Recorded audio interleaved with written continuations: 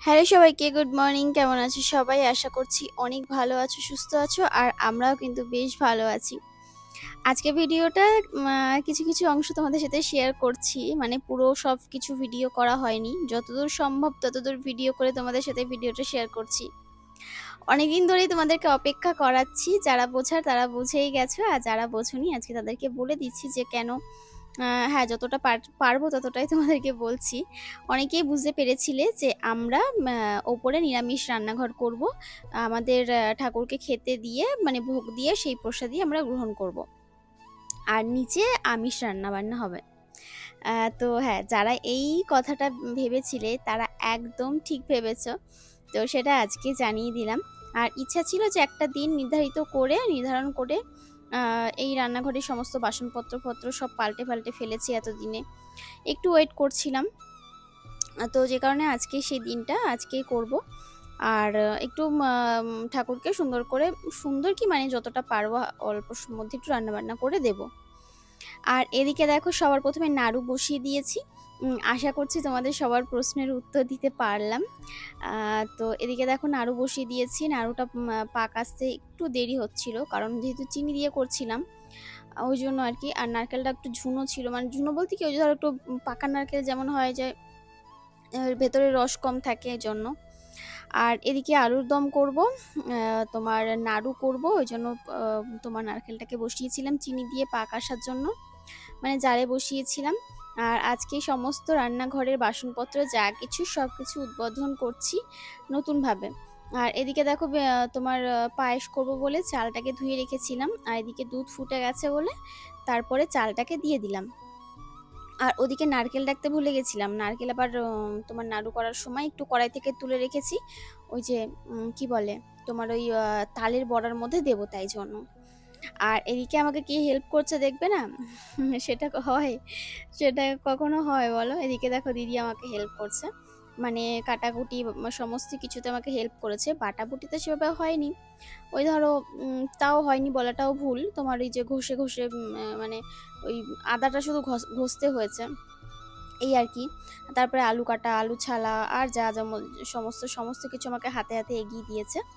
তো এদিকে ফাইনালি নাড়ুটা, মানে আহ, মোটামুটি আর কি হয়েছে, এর থেকে আর বেশি হচ্ছিল না। অনেক সুন্দর করে চেষ্টা করেছি পাক আনার, তবে পাক আসেনি ঠিকই, সেভাবে একটা পাক আসেনি, মানে অল্প এসেছে একটু, মানে প্রথমে অসুবিধা হচ্ছিল, তারপরে দেখলাম যে না, পরে ঠান্ডা হওয়ার পর সুন্দর পাক এসেছিল।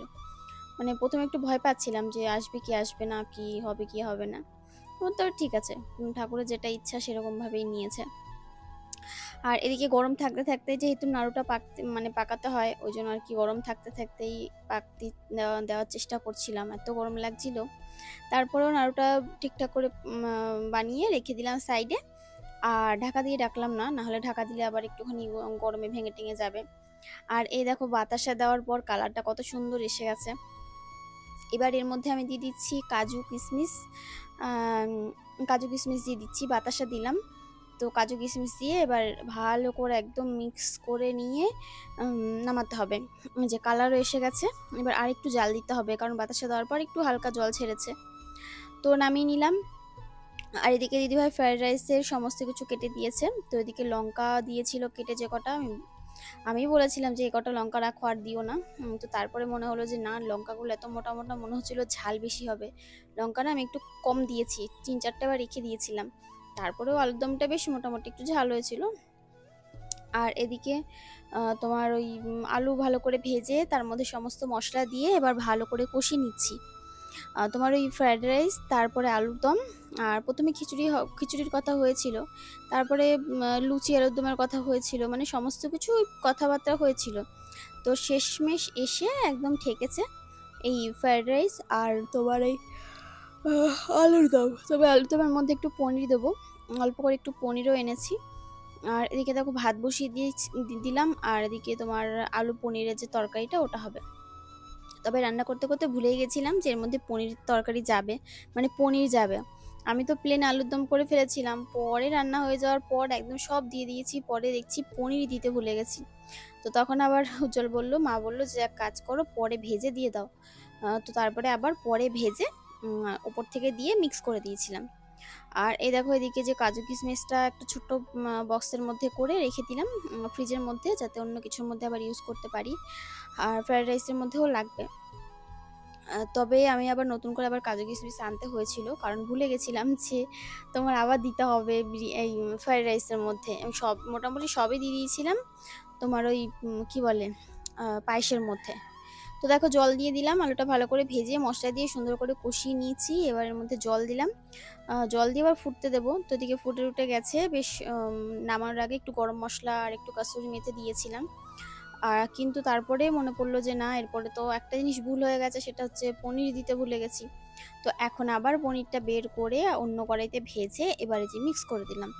ব্যাস, এটা রান্না কমপ্লিট। আর এটা হয়ে গেলে তারপরে আর কি বাকি আছে, আর হচ্ছে তোমাকে দুভাবে আমাকে ভাত রান্না করতে হয়েছে, মানে দুবারে, না হলে হতো না। হাঁড়িটা একটু ছোট, ওই জন্য হাঁড়ির মধ্যে কিছুটা আর কিছুটা হচ্ছে ওই সসপ্যানের মধ্যে কিছুটা। আর এবার এদিকে করছি আমি সুজি। প্রথমে কথা ছিল সুজি আর লুচিটা রাতে করে দেব। তারপরে আবার কি মনে হলো যে না, আজকে না অনেক ভোরবেলা উঠেছি আর অনেক তাড়াতাড়ি সব রান্নাবান্না আমি সেরে নিচ্ছি, তো অনেক সময় ছিল, তো ভাবলাম যে না এখনই করে দিই, ফাঁকা ফাঁকা লাগছে। নাড়ু দেবো আর ফ্রাইড রাইস আর তোমার আলুর দম, শুধু এইটুকুনি, তাহলে একটুখানি সুজিও করে দিই, সুজি আর লুচি। তবে লুচি করার জন্য তো আমি ময়দা মেখেছি, পরে আমার মনে পড়লো যে ময়দার বেলার জন্য আমি কিন্তু কোনো কিছু কিনিনি, বেলন কিনিনি। তারপরে সে কত কষ্টে গ্লাস দিয়ে বেলেছিলাম। তো কষ্ট ঠিকই নয়, তারপরে আবার গ্লাস দিয়ে আর কি বেলেছিলাম। তো খারাপ হয়নি, ভালোই হয়েছিল আর কি। আর এদিকে দেখো সমস্ত কিছু দিয়ে সুজিটা করে নিলাম। সুজিটা না একদম পুরো একটু শক্ত শক্ত থকথকে, যেমন হয় বরফির আকারে, ওইরকমভাবে থালার মধ্যে ঢেলে তারপরে কেটে কেটে নেব। একটু ঠান্ডা হলে শক্ত হয়ে যাবে, তারপরে থালার মধ্যে ঢেলে দিলে ওই ঠান্ডা হয়ে যাওয়ার পর একটুখানি সুন্দর করে কেটে দিলে ভালো লাগে। তো ওদিকে এটাকে এর জন্য থালার মধ্যে ছড়িয়ে দিচ্ছি ঠান্ডা হওয়ার জন্য। আর তারপরে এরপরে যে কাজটা রয়েছে সেটা হচ্ছে ফ্রাইড রাইসটা সাজানো। তো এদিকে দেখো গামলার মধ্যে ভাত দিয়ে, মানে গামলায় যে ভাতটা করেছিলাম সেই ভাতটা আলাদা করব, হাঁড়ির ভাতটা আলাদা সাজিয়ে দেবো, তাহলে ভালো লাগবে। আর এদিকে সমস্ত তোমার সবজিগুলো ভেজে নিয়েছি, তো গাজরটা দিইনি, আর বাদবাকি যেটুকুনি সবজি সব দিয়েছিলাম, ক্যাপসিকাম আর হচ্ছে বিনস দিয়ে ওই গোটা গরম মশলা, তারপরে যা যেভাবে আর কি ফ্রাই করে সেভাবে ফ্রাই করে একটুখানি চিনি দিয়ে, আর নুন আগে দিয়ে দিয়েছিলাম ভাতের মধ্যে, ওই জন্য নুন আর এভাবে তখন মানে এখন আর দিলাম না। দিয়ে এবার যে সুন্দর করে ভালো করে মিক্স করে নিচ্ছি। তো এটা মিক্স করা হয়ে গেলে তারপরে যে হাঁড়িটাও মিক্স করে নেব। আর এদিকে সমস্ত কিছু রান্নাবান্না আমার কমপ্লিট হয়ে গেছে, শুধু এবার সাজিয়ে গুছিয়ে একটুখানি আমার প্রভুকে খেতে দেবো, এইটুকুনি যা, তাহলে আমার শান্তি। ও আচ্ছা, লুচিটা বাকি রয়ে গেছিলো, ওটা তোমাদেরকে বলা হয়নি। তো যাই হোক, ওদিকে লুচিটা করে নিলাম আর বাদবাকি সব রান্না কমপ্লিট। তারপরে আমি নিজেকে একটুখানি রেডি করিয়ে নিলাম, স্নান করেই রান্নাঘরে ঢুকেছিলাম। তারপরে আবার এই যে একটুখানি স্নান করে শ্যাম্পু করে নিলাম এখন আবার। আর এদিকে শাড়ি পরে নিয়েছি একটা, মানে কোনো রকমের শাড়িটা পরেছি। আর শাড়িটা কেমন লাগছে আমাকে কমেন্ট করে জানিও।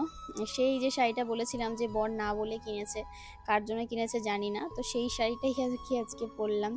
আমার তো বেশ ভালোই লাগছিল। আমি এরকম কটনের শাড়ি বা সিল্কের শাড়ি, মানে একটু কমফোর্টেবল হবে, গায়ের সাথে মিশে থাকবে, এই ধরনের শাড়ি পরতে খুব ভালোবাসি। তো এই যে সিঁদুরটা পরলাম, আর শাড়িটায় যেভাবে কোনো রকমের পরেছি আর একটা কানে পরে নিলাম, ব্যাস।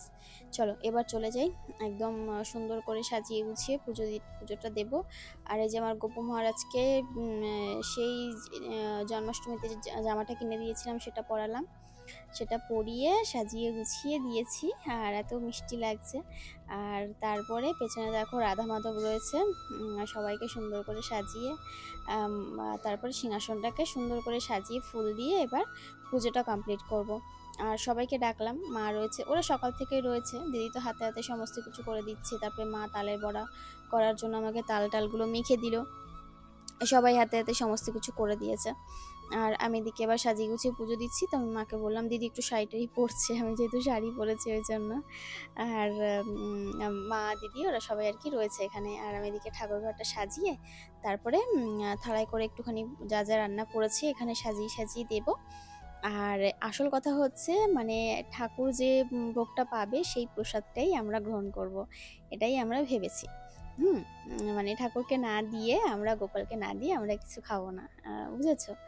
তো যেইভাবেই, এটা সত্যি কথা বলতে ঠাকুরের কৃপা না হলে এই রকম একটা সিদ্ধান্ত বা এই রকম জিনিস কখনোই সম্ভব হয় না। তো ভগবান কৃপা করেছে আমাদের ওপর, সত্যি ধন্য, মানে জীবনটা সার্থক, আর কিছুই নয়। নাহলে হুট করে এতটা চেঞ্জ হওয়াটা সত্যিই মানে স্বাভাবিক ছিল না। কারণ আমি পরে একটা সময় তোমাদেরকে আরও অনেক গল্প বলবো, যেটা শুনলে তোমরা হয়তো আরও অনেক অবাক হবে যে একটা মানুষ এতটা পরিবর্তন কি করে হতে পারে। তো যাই হোক, আমি তো প্রথম থেকে ঠাকুর ভক্ত ছিলামই, তবে কখনো সেইভাবে ঠাকুরকে কখনো যত্ন করা হয়নি। ওই মানে ঘরে ঠাকুর থাকলে যেভাবে যত্ন করতে হয়, একটু ফুল বাতাসা দিয়ে সেভাবেই করেছি। মানে যে এরকম একটা ব্যাপার যে হ্যাঁ, ঠাকুরকেও যত্ন করতে হবে, সুন্দর করে সাজিয়ে গুছিয়ে খেতে দিতে হবে, একটু সেবা করতে হবে, এই ব্যাপারটা কখনো সেভাবে ভাবিনি। এখন যেরকমভাবে ভাবছি সেরকম মানে তখন সেই কৃপাটা হয়নি ওই জন্য। তো যাই হোক, এদিকে দেখো দুটো চেন এনেছিলাম, মানে ওই যে ফুলের যে মালা হয়, একটা দু রকমের এনেছিলাম, 2 কালারের। তো এবার সেই চেনটা খুলে সুন্দর করে সাজিয়ে দিচ্ছি। আর তার সাথে এনেছিলাম জুঁই ফুলের মালা। তো এখানে জুঁই ফুলের মালাও পরিয়ে দিচ্ছি। হ্যাঁ, অনেকেই হয়তো আমার এই মানে ফটোতে মালা পরানো দেখে অনেকেই কমেন্ট করবে যে জ্যান্ত মানুষের ফটোতে কেন মালা পরিয়েছো। তো ওটা পরানো যায়, মানে সবার নিয়ম তো আলাদা। এবার আমাদের যে গুরুজি, যাকে আমরা মন থেকে গুরুজি মেনেছি, উনি নিজের গুরুজি মানে যে তাকে উনি মালা পরায়। তো আমরাও যেহেতু ওনাকে অনুসরণ করছি, তো আমরাও পরাতে পারবো, আমি যতটুকুনি জানি। আর এই দেখো আজকে কি কি ঠাকুরের জন্য মানে ভোগ বানিয়েছি সেটাই তোমাদেরকে এক নজরে দেখিয়ে দিলাম। আর সত্যি কথা বলতে আজকে মনটা পুরো খুশি, পুরো একদম অন্য রকম লাগছে। আর সবার শেষে শুধু পাঁপড়টা ভাজা হয়নি, দিদিভাইকে বললাম, দিদিভাই তুমি কি একটু পাঁপড়টা ভেজে দেবে? তো বললো যে হ্যাঁ, পাঁপড়টা আমি তোমাকে ভেজে এনে দিচ্ছি। তো দিদিভাই পরে পাঁপড়টা ভেজে এনে দিয়েছিল। আর তারপরে এদিকে আমি সমস্ত কিছু সাজিয়ে নিচ্ছি, যেহেতু জন্মাষ্টমীতে সেভাবে গোপুর জন্য কিছুও করতে পারিনি। তো আমি না একটুখানি ক্যাডবেরি এনেছিলাম গোপুকে দেওয়ার জন্য, আর মিষ্টি ফল বানিয়ে নিয়েছিলাম এদিকে। আর থালায় সাজিয়ে নাড়ু টাড়ু দিয়ে এখানে দেখো সাজিয়ে দিয়েছিলাম। আর এবার এই যে সমস্ত ভোগের ওপর তোমার দিয়ে দিচ্ছি তুলসী পাতা, তুলসী পাতা না দিলে হবে না, তো তুলসী পাতা দিয়ে দিচ্ছি। আর পুরো আজকে ঠাকুর ঘরটা এত ভালো লাগছে, মানে ফুল দিয়ে একদম সুন্দর করে সাজিয়ে দিয়েছি। তো তোমাদের কেমন লাগছে অবশ্যই কমেন্ট করে জানিও। আর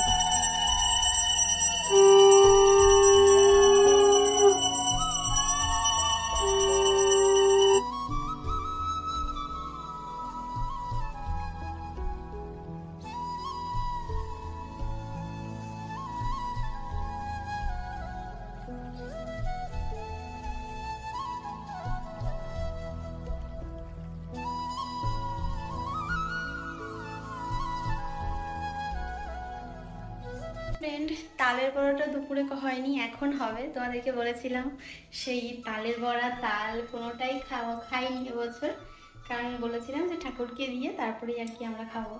তো সেটাই হতে চলেছে, এখন বানাবো তালের বড়া। সন্ধ্যা দিলাম, সন্ধ্যা দিয়ে উঠলাম। আর তারপরে ভিডিও এডিট ছিল, যেহেতু গতকাল কোনো ভিডিও পোস্ট করিনি, ভিডিও এডিটও করিনি কালকে রাতে আবার রান্নাঘরের ওই মশলাপাতির ওই সমস্ত কিছু গুছিয়ে তারপরে আর কি যেন কাজ ছিল করে বাজারে গেছিলাম আমার দিদির সাথে, সেগুলো সব গুছিয়ে রেখে তারপর না আর ভালো লাগছিল না, শুয়ে পড়েছি। ভাবলাম যে আজকে যদি দিতে পারি তো দেবো, আর নয়তো 2-3 পরপর ছুটি নিয়ে তারপর থেকে টানা কাজ করব। তো না, দেখলাম ঠাকুরের কৃপায় সব তাড়াতাড়ি হয়ে গেছে আমার, অনেক তাড়াতাড়ি সব কিছু হয়ে গেছিলো। তারপরে অনেক সময় ছিল, আমি একটু রেস্ট নিয়ে খেয়ে দিয়ে রেস্ট নিয়ে তারপরে ভিডিও এডিট করে ভিডিও পোস্ট করেছি। বেশি না, একটুখানি রেস্ট নিয়েছি এডিট করতে করতে, একটু চোখ বন্ধ হয়ে গেছিলো।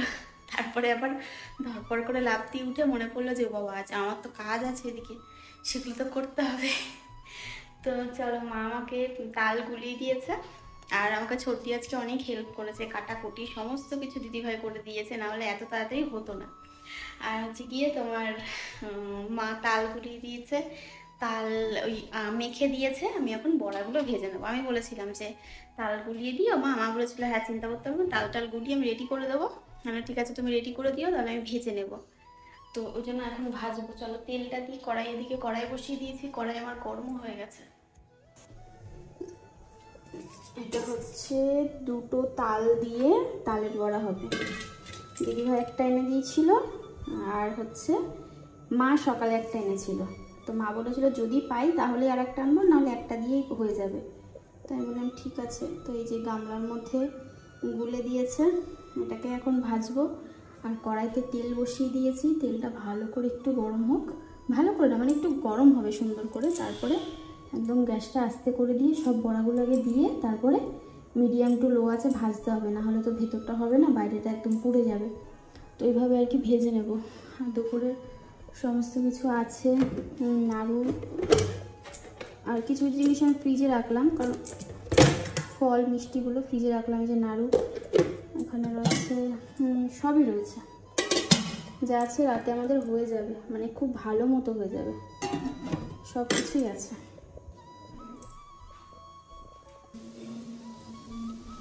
এই দেখো বন্ধুরা, এখানে ভাজা স্টার্ট করে দিয়েছি। প্রথমটা না একটু নরম হয়েছিল, তারপরে আবার একটু আমি ময়দা দিয়ে ভালো করে মাখলাম। তো তারপরে এই যে গোল গোল হয়েছে, আর এইটা ভালো ভাজা হয়েছে।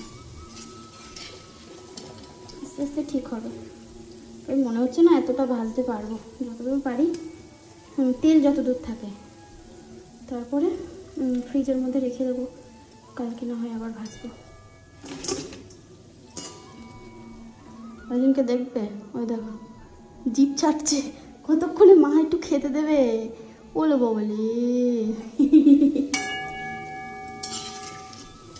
কি ভালো মন্দ খেয়ে নিচ্ছি, একটু দেওয়া হচ্ছে না, ভাবো।